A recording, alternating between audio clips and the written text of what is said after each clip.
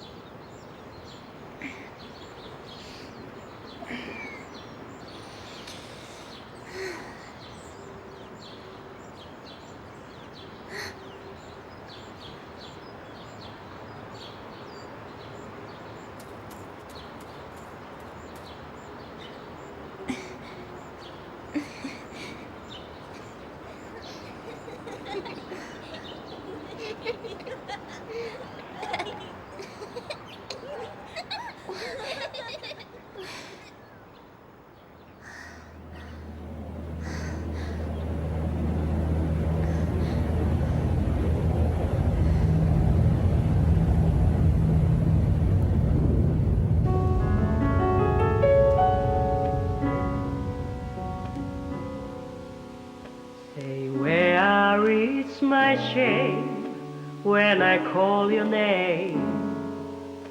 So please don't set me free. I'm as heavy as can be. I will do you harm. I will break my arm. I'm a victim of your charm. I want to be dead when I'm in bed. I can be so mean, you can beat me. I would like to shame you, I would like to blame you, just because of my love to you.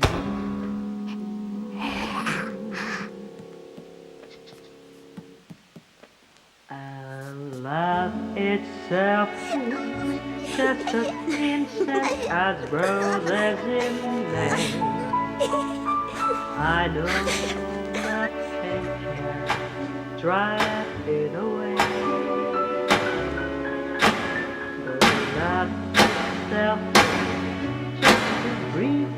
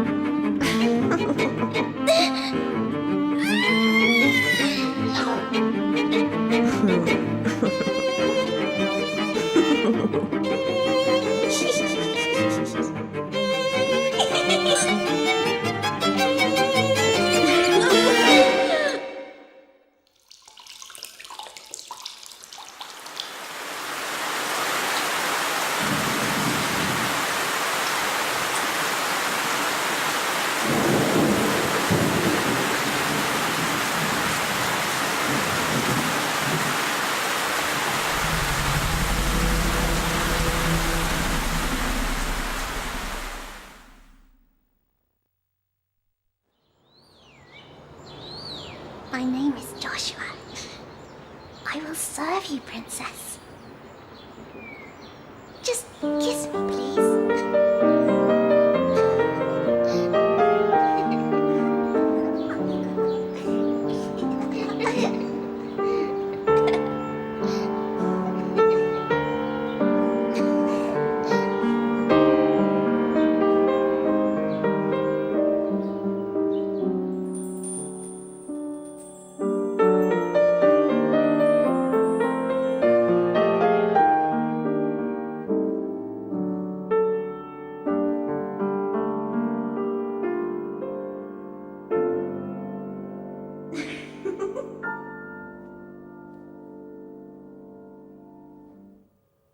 Et ça, ce n'était que la cinématique d'intro, les amis. Ce n'était même pas la cinématique de début de jeu. Donc franchement, si avec ça, vous n'êtes pas satisfait de ce qu'est ce jeu, je ne sais pas ce qu'il vous faut.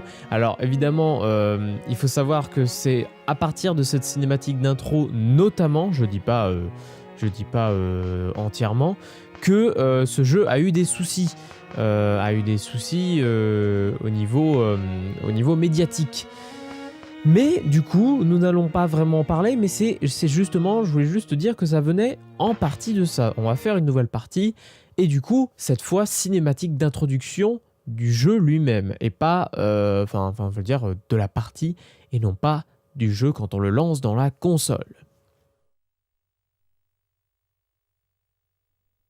Once upon a time, there was a precious little girl. Her friend, the princess of the Red Rose, was always at her side. Then one day, her mummy and daddy died suddenly, and the poor little girl was sent away to a strange house.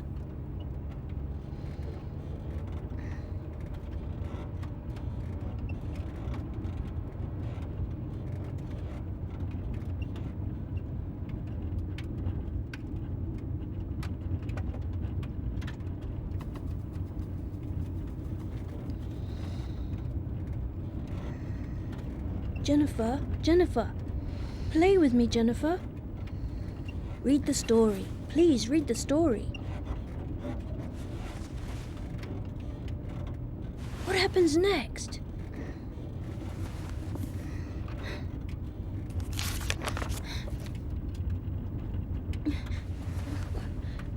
What's this?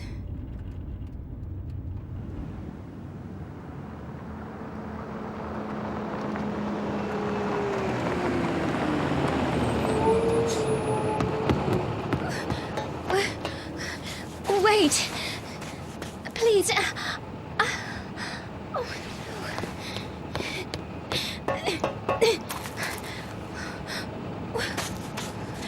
Where are you going?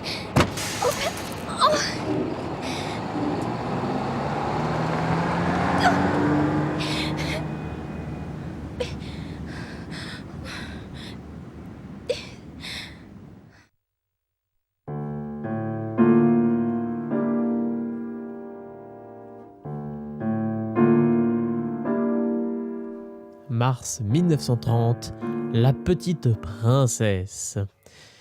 On commence tout de suite avec quand même un personnage qui se laisse abandonner sur la route, un personnage sous le nom de Jennifer. Jennifer, on va faire comme ça. La petite princesse. Je tourne la page. Il était une fois une jolie petite fille. Son amie la princesse de la rose rouge ne la quittait jamais. C'est le texte qu'on avait eu du coup au début de la cinématique. Puis un jour, ses parents moururent soudainement. La princesse disparut, laissant la petite fille seule. Et la pauvre petite fille fut envoyée dans une étrange maison. Et la suite, il n'y a plus rien. Quitté. Du coup, on est quand même en face d'une fille qui vit son histoire à travers le livre. Enfin, c'est un peu ça, du coup. Soudainement, la fille se retrouve seule. Et en fait, c'est vraiment ça. J'ai vraiment l'impression que, du coup, le livre va s'écrire au fur et à mesure. Et l'histoire commence. Un récit horrible, mystérieux et repoussant. Plac. Mais Jennifer, la jeune fille, n'eut pas d'autre choix que de se résoudre à sa triste situation. Oh, quelle malheureuse fille. Alors, si je vais par là-bas. Alors, on est dans un jeu avec une vue... j'irai pas dire à la Resident Evil parce que pour le moment, j'ai pas encore vu si... Sérieux? On est dans... Ah, nous sommes dans une boucle temporelle, regardez. Regardez. Si je vais tout à droite et que ça me téléporte, je retourne exactement au même endroit. Donc il faut que je me dirige là-haut. Je n'irai pas dire jusqu'à la Resident Evil. Ah, quoique. Si. Non. Alors on est à moitié en Resident Evil, c'est-à-dire que si jamais... Enfin, les changements de caméra se font tout seuls, mais si jamais il y a un changement de caméra, que vous êtes toujours sur le bouton haut, par exemple, pour vous diriger, ça fonctionne. Si vous le relâchez et que vous revenez dessus, vous allez pile poil dans la direction que vous lui demandez. C'est un peu c'est un système qu'on retrouvait beaucoup dans certains jeux PS2, je pense notamment à God of War, qui pareil, a des changements de caméra automatiques. Et si on gardait le stick dans le bon sens, on continuait notre chemin. On ne revenait pas en arrière directement. Alors, le jeu est pas spécialement beau en termes graphiques, mais pour le coup, c'est pas ça qui est super important. Alors que la fille s'approcha du panneau et j'ai pas eu le temps de lire. Il semblait familier, comme s'il réclamait sa présence. Il faut que j'arrête de parler. Gauche, Orph. Ah, c'est écrit Rose. La moitié du panneau est cassée. Du coup, je vais à gauche ou je vais à droite? Hamden. Rose Hamden. Bon, allez, je vais à droite. On va voir ce qui s'y trouve. Colline étrange, est. On entend... Vous entendez l'écouinement? On entend une sorte de petit chien. Ah, bah vous voyez, je disais que c'était bien foutu. Et finalement, c'était n'importe quoi. La petite porte, il y a un vieux cadenas sur la porte. Mais il n'est pas fermé. Du coup, ouvre-moi ça ma cocotte. Remise délabrée.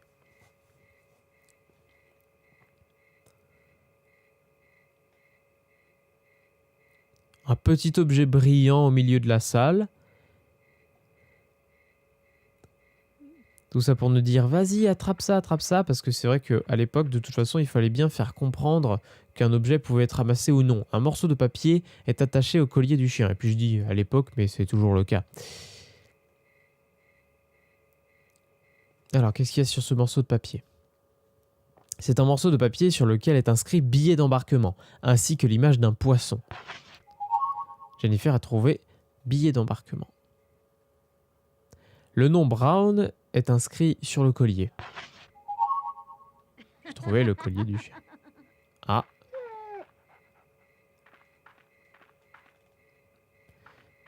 Des petits rires que j'ai entendus par ici. Ça doit être à l'extérieur. C'est un jeu qui a une ambiance bien à lui. C'est très très calme. Pas de musique, en tout cas pour le moment.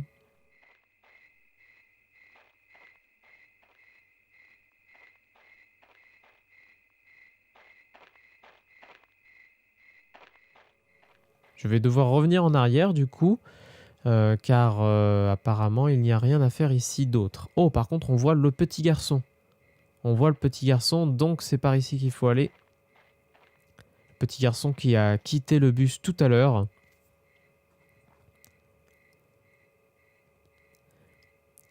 Niveau gameplay, c'est un petit peu rigide. Je passe au stick. Avant, je jouais avec la croix directionnelle. Je me disais que c'était pas si mal parce que je jouais notamment à Resident Evil 1 comme ça, parce que ça n'existait pas les sticks. Et du coup, ouais, finalement ça va bien avec le stick. C'est vrai qu'avec la croix, c'était un peu rigide.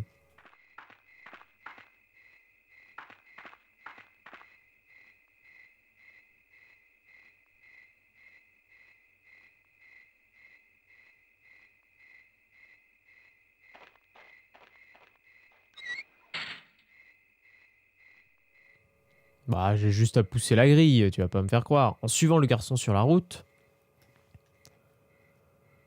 elle parvint jusqu'à une énorme maison ancienne. Pour une raison inconnue, cet endroit semblait familier à la petite fille malchanceuse. Tu peux ouvrir la porte quand même. Tu vas pas me faire croire.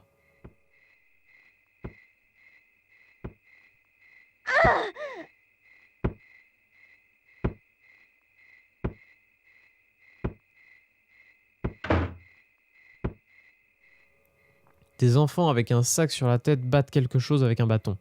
La fille malchanceuse fut effrayée et s'écarta de la porte. Non? Sérieux? Est-ce que ce monde est sérieux? Et du coup, faut que je fasse le tour, peut-être. Alors, elle peut pas courir. Pour le moment, on peut rien faire. Ah, on peut légèrement contrôler la caméra à gauche, à droite. Mais c'est pas du tout convenu, on va dire. Route clôturée.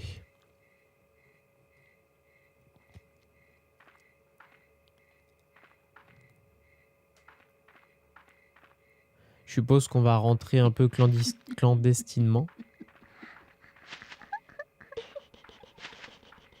Ok. J'aime déjà l'ambiance de jeu. Alors je tiens à dire voilà que je ne connais pas du tout le jeu. Hein. C'est la première fois que je lance une partie. C'est pour dire quand même à quel point je le fais pour vous. Entrée interdite sans billet. Utilisation des objets. À certains endroits, vous pouvez utiliser des objets pour interagir avec votre environnement. À l'écran de menu, choisissez un objet puis sélectionnez Utiliser. Et donc là, il va falloir que j'utilise, j'imagine, mon billet de tout à l'heure. Entrée interdite sans billet. Et du coup, là, il faut que je fasse Start. Billet d'embarquement utilisé. Ah oui, utilisé, là. Il ne s'est rien passé. Ah, et si je le mets là? Parce que peut-être que je me suis juste... Il fallait juste que je me mette en face et pas... Voilà. Et la porte s'ouvre. Alors il faut savoir que ce jeu, c'est un jeu qui, où il n'y a quasiment que des enfants. Et le slogan, c'est un peu... les enfants sont peut-être... Enfin, font peut-être plus la vie dure entre eux que les adultes. En gros, c'est un peu ça. Je pourrais même vous le lire. Elle découvre rapidement que l'innocence supposée peut laisser place à des règles absurdes et cruelles. L'innocence étant l'enfant, évidemment. Un petit message sur le mur. Légende du chien enragé. Le chien enragé s'empare des enfants. C'est mignon, tout plein. Des vêtements et une porte ici. La porte est fermée, je vais devoir alors me diriger vers l'autre endroit parce qu'ici du coup je suis allé vers la porte de gauche et si je vais au fond peut-être que je trouverai autre chose.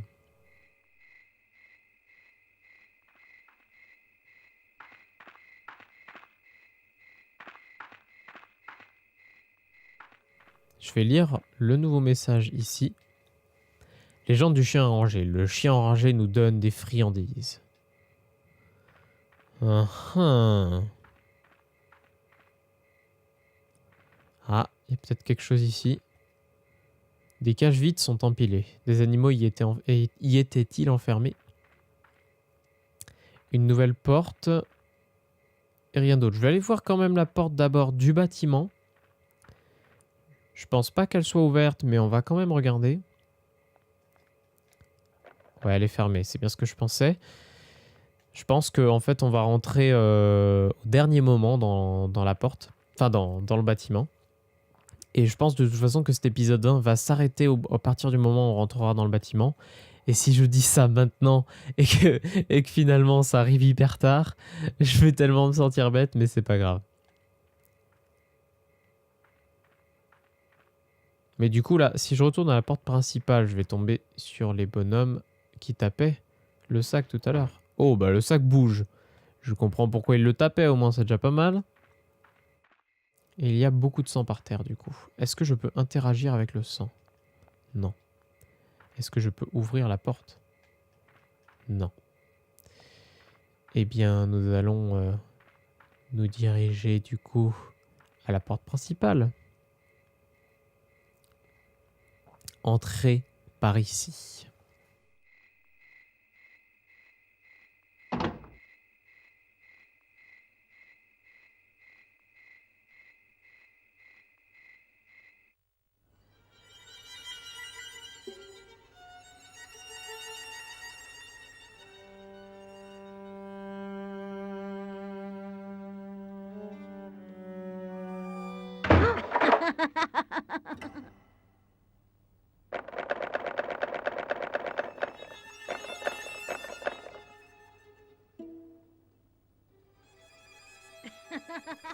Autant les décors ne sont pas ultra bien modélisés, autant les visages sont vraiment très beaux. Il y a beaucoup d'expressions dans leurs visages et je trouve ça vraiment génial.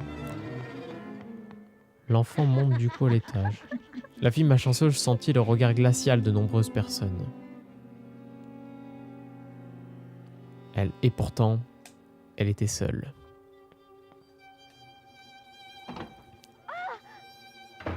Ok. C'est vraiment malsain comme jeu. Un vase blanc se trouve sur une boîte. Waouh. Je peux pas casser le vase blanc ou un truc dans le genre. Ah, salle de réception.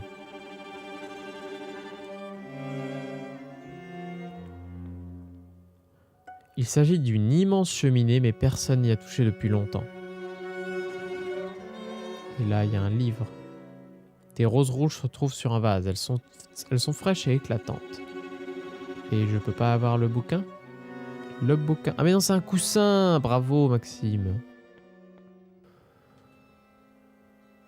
Des plats d'excellente qualité se trouvent dans le placard. Et là, il y a le phonogramme. L'électrophone est tout neuf. Jouer un disque emplirait la pièce de musique. Je sens qu'il y a une énigme quelque part.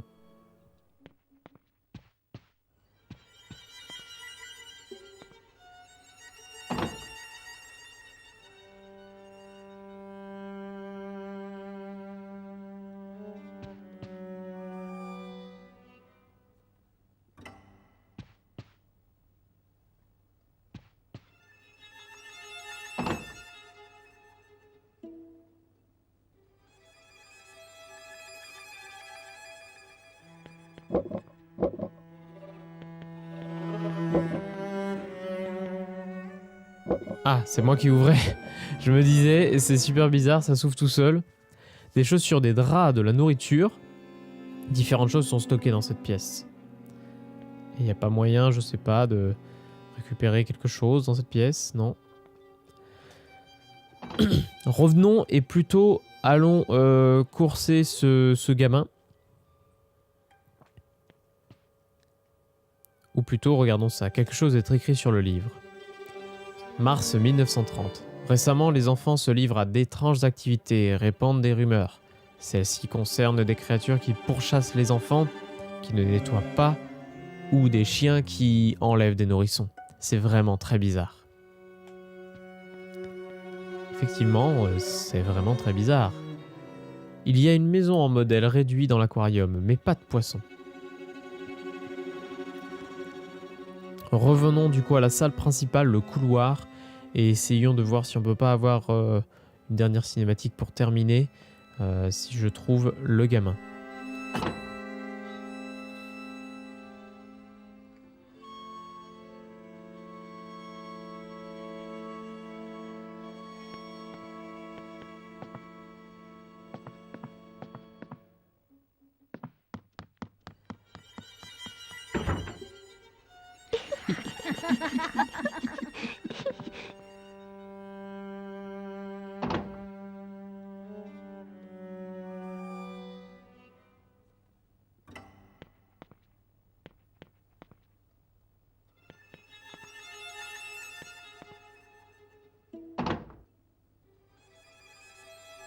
On rejoint la buanderie. Est-ce qu'il se cachait dans la buanderie ou est-ce qu'il se cachait dans l'autre salle? Oh!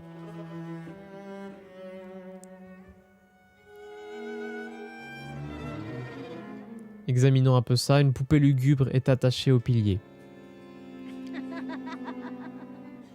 L'enfant est par ici. L'enfant est par là, j'en suis sûr. Ah.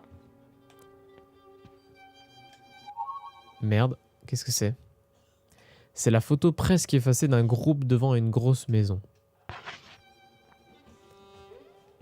Est-ce qu'il y a d'autres choses à visiter par ici?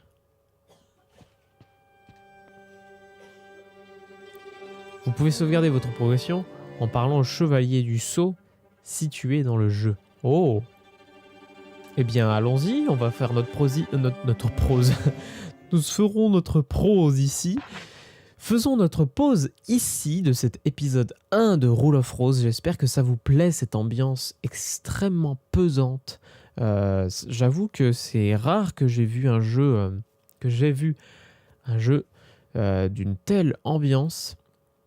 On se sent vraiment oppressé, c'est assez fou. Rien qu'à l'arrivée du manoir, on va dire, je trouve que c'est vraiment, vraiment génial. J'espère que ça vous plaît. Je vous donne rendez-vous pour le prochain épisode de Rule of Rose. D'ici là, dormez bien. Et surtout, à bientôt les amis. Ciao pour l'épisode 2.